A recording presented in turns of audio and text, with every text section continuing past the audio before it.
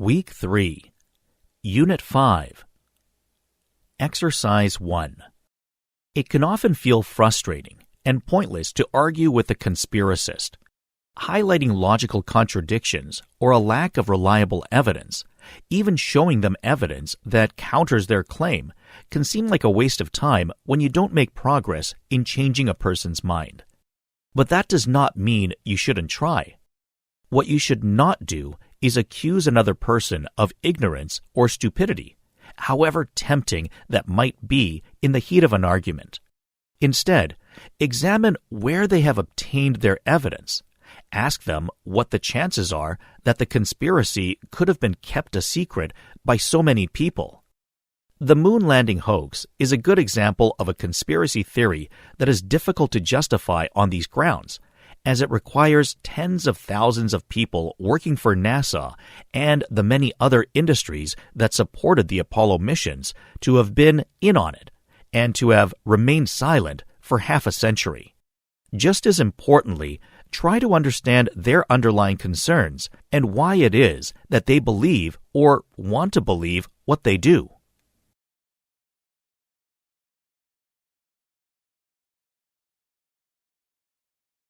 Exercise 2. Many sports involve interpreting and anticipating the behavior of other athletes.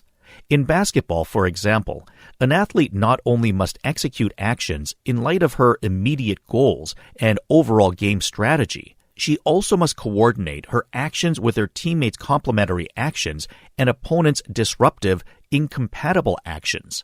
Coordinating her actions with teammates and opponents requires interpreting their behavior and anticipating what they will do next. For instance, she must recognize when an opponent is driving to the basket, anticipate the position her teammates will be in when the opponent is driving to the basket, and decide whether to pursue the driving opponent or let a better positioned teammate step in to defend against the drive. This dynamic interaction happens very quickly, and superior athletes are more highly skilled at coordinating their behavior with teammates and opponents' behavior.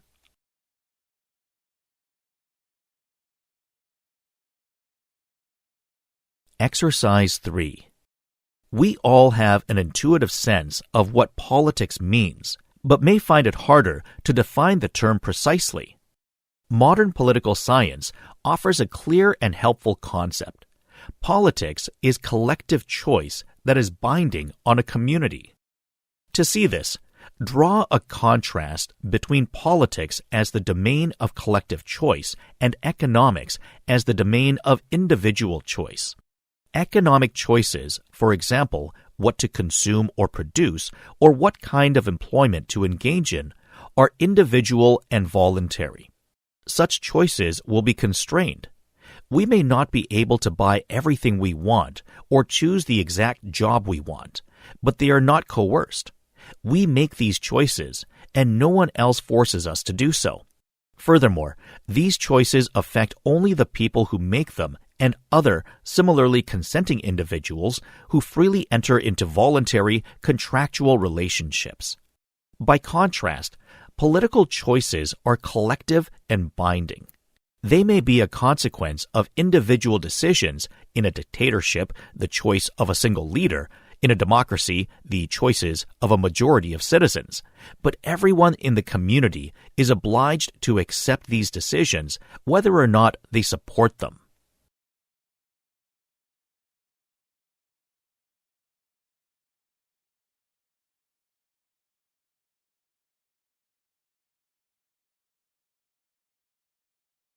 Exercise 4. It is not perhaps surprising that prior experience affects the interpretation of and response to symptoms. Having a history of particular symptoms or experience of illness in others, example, vicarious experience, generates assumptions about the meaning and implications of some symptoms.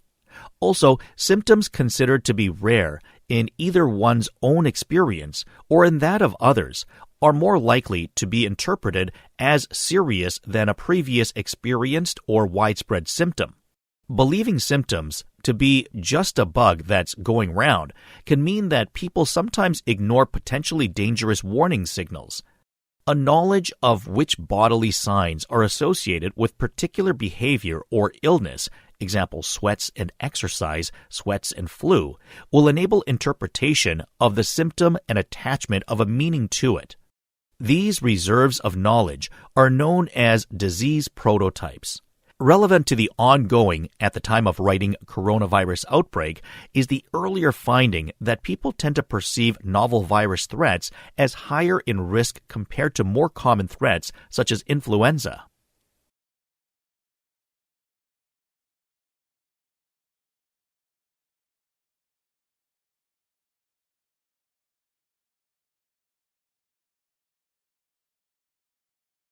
Exercise 5 and 6.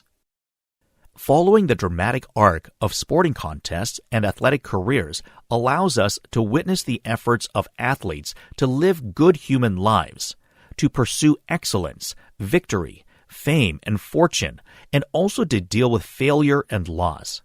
And while the drama of a play or novel is the scripted drama of the author's creation, the drama of sport is that of real people who must live with the consequences of their decisions. This is one reason why I reject the idea that sports should be sharply separated from real life. When we watch sports, we are not watching characters. The actor who plays Romeo doesn't die at the end of the performance. He gets to leave the character's plight behind when he goes home. By contrast, injuries that players suffer in the pursuit of their goal are not rehearsed, and the quarterback of the losing team does not get to divest himself of the game's result. If these features of sports do not necessarily make sports an encouragement to ethical reflection that is superior to drama or literature, I think they at least show that sports are not inferior in this regard. At a minimum, I want to insist that if it makes sense to regard the plays of Shakespeare as legitimate sources for our own thinking about the nature of the good life, then there is no reason to think that sports are less capable of igniting such reflective capacities.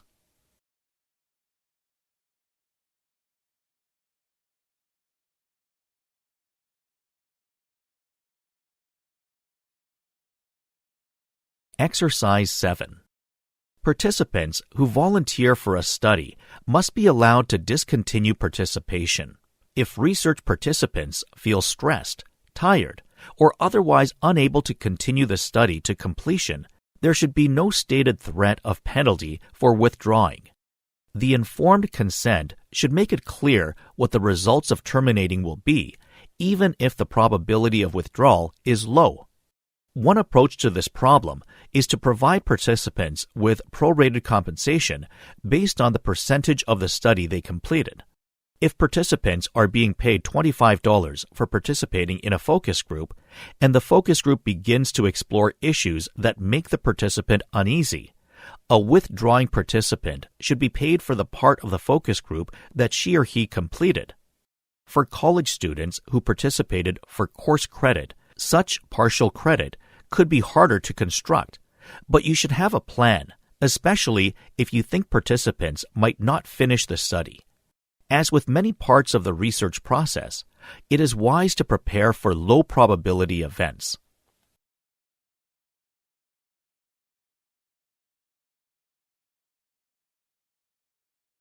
Exercise 8. Reproduction is a fundamental problem for all organisms.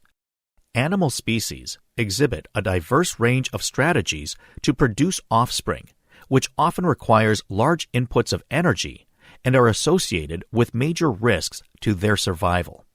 Among mammals, females undergo more direct costs of reproduction insofar as they carry, literally, the burden of embryonic and fetal growth and nourishment of the young through lactation.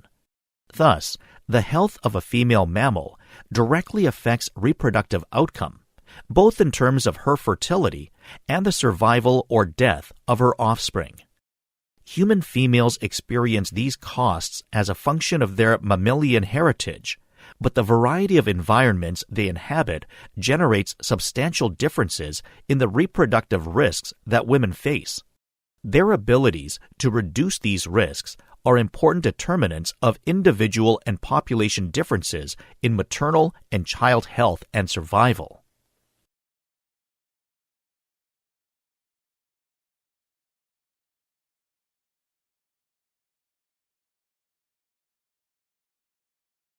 Exercise 9.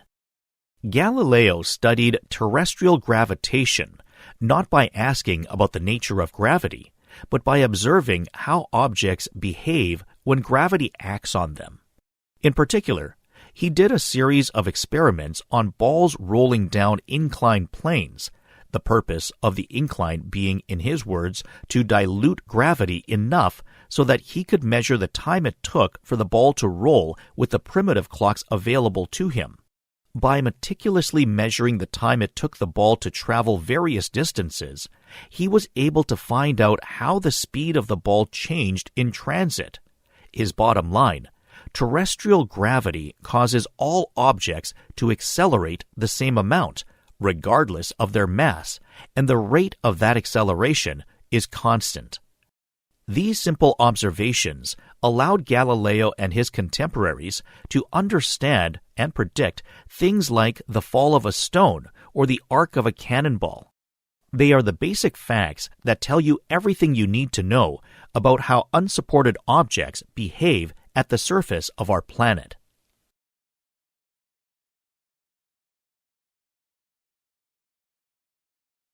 Exercise 10. The rule about not being a hero isn't about not taking action. This rule is about being a bigger person and having the good sense to walk away from a potential confrontation, even if there is a part of you that doesn't want to. Trust me, I know how hard this can be. I was running early one morning in Baltimore, Maryland, toward the Inner Harbor. I noticed two guys on the sidewalk ahead of me. I was in my jogging clothes, and they were fully dressed, walking around at 6 a.m., which is a bit unusual. As I ran toward them, I saw them look at each other and then spread apart, creating a situation in which I'd have to run between the two of them. If I had placed myself between them, who knows what they might have done? I decided to play it safe, run across the street, making sure to give them eye contact and let them know I'm paying attention. Maybe it was nothing. Maybe they had 6 friends around the corner and they were going to rob me. My main point is that I didn't let my ego get in the way. I didn't feel a need to prove myself by running between them and risk a potentially dangerous situation.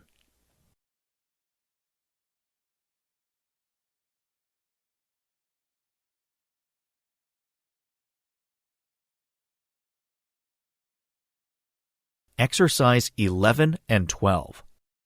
Ownership of the media gives control over the nature of the information distributed. Proponents of public ownership of the media argue that because information is a public good, that is, once it has been supplied to some consumers, it is hard to keep it away from others who have not paid for it. Private owners tend to provide less information than would be socially desirable. They also argue that with private ownership, the media industry runs the risk of representing the views of only a narrow group in society, and state ownership of the media is necessary to expose the public to desirable cultural or educational themes or values. Opponents of public ownership argue that government control of the media can be used to manipulate people and distort the information supplied in the incumbent government's favor. Moreover, experience shows that government-owned enterprises are less likely to be responsive to consumer demand. Finally, government-owned media are not subject to competition, thus giving rise to the danger of both poor quality production and inefficiencies.